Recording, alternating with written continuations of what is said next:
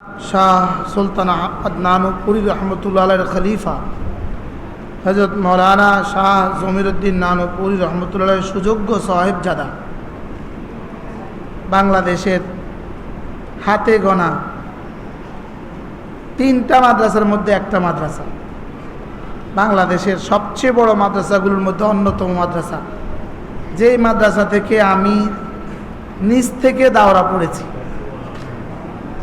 ওই মাদ্রাসারই সম্মানিত মুহতামিম হযরত মাওলানা শাহ সালাউদ্দিন দামাত বারাকাতুহুম কথা বলেছেন। হুজুরের পরে বসা আমার জন্য কোনোভাবেই মুনাসিব না, এটা কোনোভাবেই হয় নাই। লেকিন আমার হুজুর লম্বা সফর করে আসছেন, এসে হুজুর বসে গেছেন, কথা যা বলার হয়ে গেছে,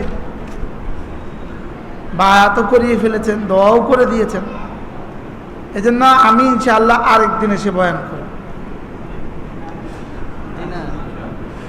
আজকে অল্প সময় আপনাদের সামনে দু চারটা কথা মুযাকারা করে আমি আমার কথা শেষ করব। আমার পঠিত আয়াতে কারিমা, এই আয়াতটা হলো সূরাতুন নূরের আয়াত। এই আয়াতে কারিমা আল্লাহ তাআলা